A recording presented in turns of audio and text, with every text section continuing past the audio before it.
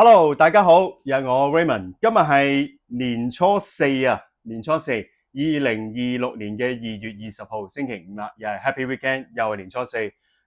應該好多朋友就今日都會有機會開工啦。咁亦都係可能咧就會請埋假咧，就一次過咧就連咗落去，下個星期先翻工啦。anyway 點都好啦，希望大家今年咧馬年咧就路路暢通，行大運。亦都咧簡單嚟講咧就係將舊年我哋所見到嘅好多負面嘅嘢咧，就一掃而空啦。好多人都好多時都有個 argument 嘅就係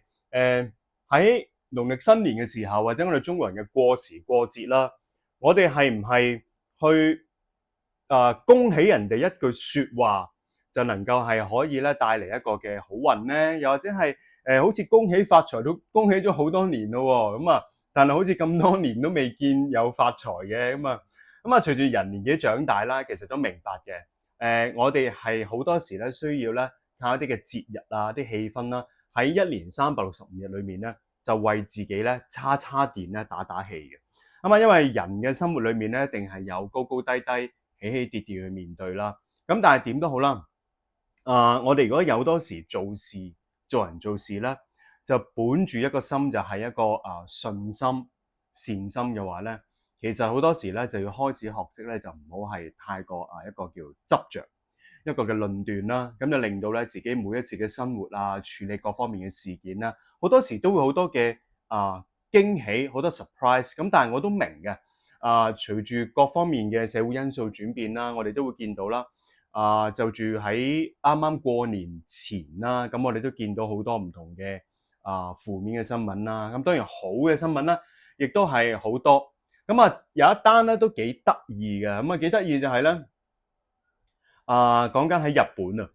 喺日本咧有一單嘢咧就係講緊咧有一個嘅神秘人啊，呢個神秘人咧就捐咗咧一啲黃金咧就俾大阪市政府啊。我唔知今日大家咧有冇睇到呢單新聞，或者係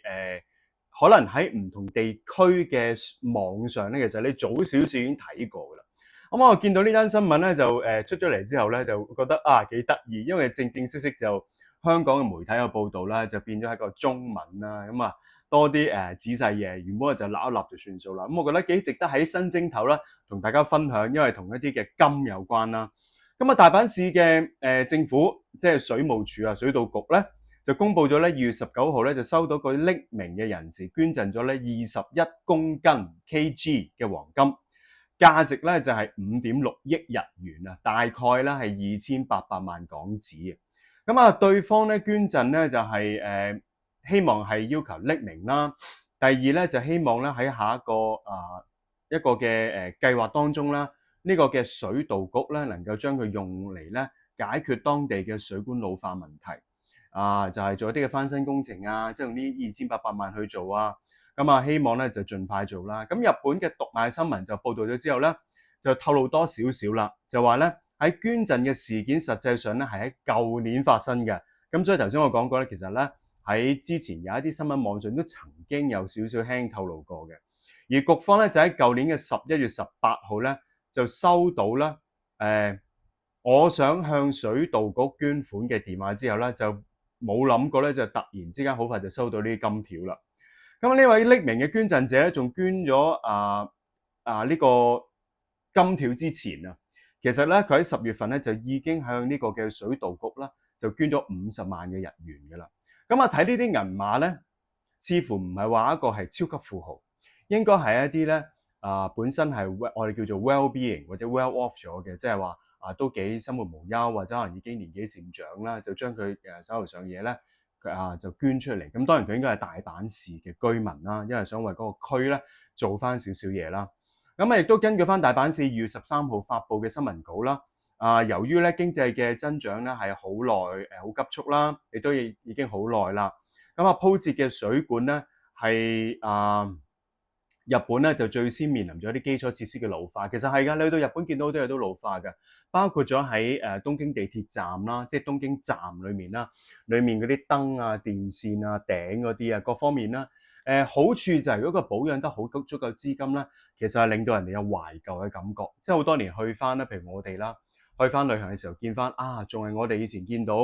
東京愛的故事裏面嘅李美、麗香裡面嗰啲場景啊 keep 得好好喎，好靚喎，好有氣氛，好有嗰種 mood 喺度。但係咧 keep 得唔好咧，亦都會有一個情況就係咧，導致到咧就係好失修啊，好舊啊，可能好臭啊。側邊好多嘅蛇蟲鼠佢又唔多蛇蟲鼠蟻嘅，因為嗰啲垃圾都 keep 得乾淨，係嗰啲味尿鴨味咧比較重一啲。咁所以今次咧局方咧收到呢個之後咧，就會制定一個2024年之前嘅方案咧，就會延續落嚟，就每年咧就更換咧約莫63公里嘅管道啦。咁今次有呢筆錢咧，就希望能夠咧就係可以係做多少少啦。咁但係當然啦，就會牽引住好多唔同嘅講法，就係究竟喂呢筆錢有幾多落格㗎？有幾多好多唔同嘅嘢？咁但係呢啲我哋唔好諗太多啦。但係 anyway 都係一個幾特別，我覺得咧係好值得喺新正頭啦年初四咧同大家係去分享一下，俾大家知道原來都一個幾得意嘅新聞嚟嘅。咁新正頭大家我相信都會係同我一樣咧，就食到個肚漏谷住㗎啦。咁我自己就因為屋企人嘅組合啦，好多時咧我哋就會係好習慣就係以前就唔係盤菜，有一輪咧就會食盤菜。咁去到某一段時間咧都改咗咧唔食盤菜。個原因就係咧盤菜越嚟越難食，越嚟越唔好食，越嚟越公式化。甚至乎咧有幾年咧就係咧嗰啲蘿蔔底半盤出名嘅嗰啲鋪頭，夠膽死車半盤白蘿蔔落去咧，基本上個盤咧成盤嘢都係人嘅，可以咁講。我自己本身我都提過啦，如果大家有睇過我以前好早期嘅頭嗰我諗3-4段短片我都講過嘅，我對於炆豬肉咧係好有研究嘅，因為我屋企嗰個背景啦。咁所以咧喺呢一啲嘅盤咧，其實我亦都係非常之熟，知道晒係點整個流程個巧妙。個炆豬肉你一定要係個膽嚟㗎，其他食物落嚟吸味嘅啫嘛。所以個炆豬肉咧出咗嚟，如果唔得唔落啲功夫咧，或者個蘿蔔車半盤落去咧，其實你不如唔好整個盤。係個盤咧你係嘥咗抽翻嚟個節日氣氛啊，跟住咧下面落咗去暖翻住煲住，又係煲極，因為蘿蔔太多咧，永遠滾唔到食唔到所以成件事咧係好掃興。咁久而久之咧，其實呢幾年咧盤菜咧曾經早2-3年都仲有一間咧新開，我試過都得，但係佢做咗幾年之後咧，就即係做咗2-3年之後咧，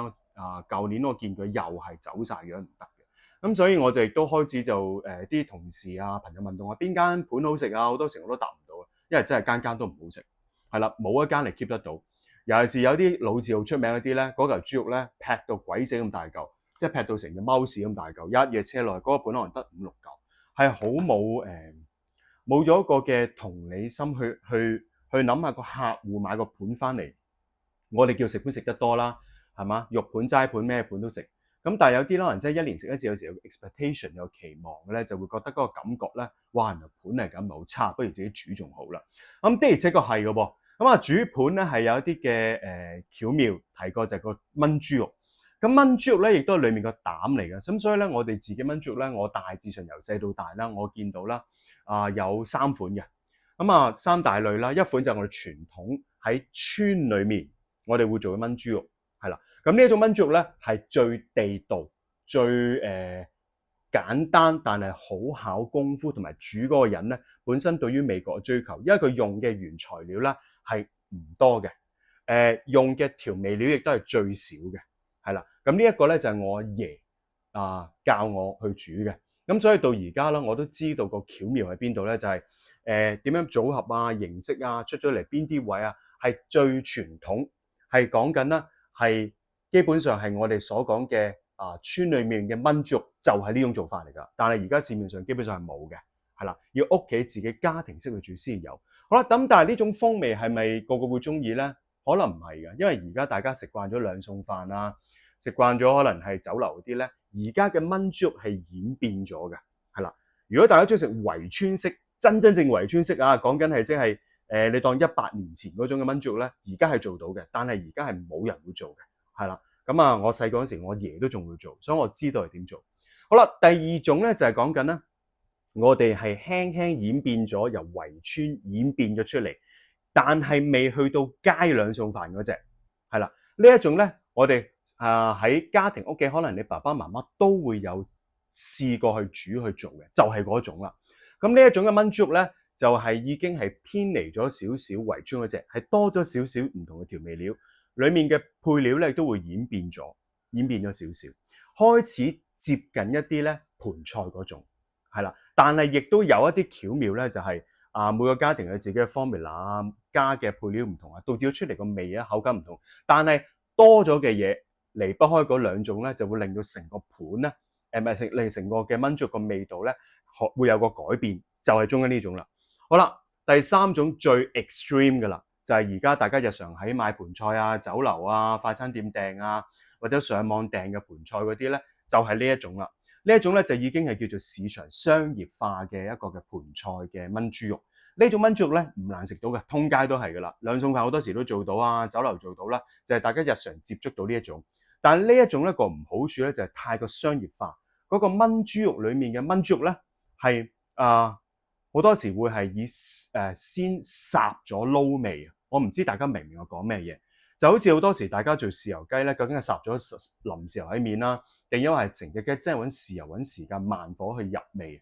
咁呢種炆豬肉咧好多時就係白烚，手晒切咗一嚿嚿，剁咗之後撈味上去，所以咧根本喺我哋眼中咧係垃圾嚟嘅，我哋係唔會覺得係值得留戀嘅。咁呢三種炆豬肉咧，我自己當然就一定係最懷念就係傳統嘅啦。呢一種咧，我夠膽講，我身邊嘅人10個已經有9個冇食，除非係可能同我差唔多年紀啦，甚至乎大過我年長啲，佢哋仲會識煮嗰啲咧，佢哋會知㗎，係啦。坊間我係未見過，我係完全未見過有咁呢一種形式嘅，呢一種係非常之土式㗎，農村土式嘅。中間呢種常見，但係咧嗰兩種我提好 critical 嗰種調味配菜有冇加落去咧，就會令到嗰個味道咧偏向於傳統或者偏向於街嗰種，即係話兩餸飯嗰種啦。最尾兩餸飯你中意你自己搞啦。好啦 ，anyway 長話短說，新正頭年初4同大家咧拜一個嘅年，希望大家咧今年順順利利，路路暢通，馬路亨通。OK，thank you，拜拜。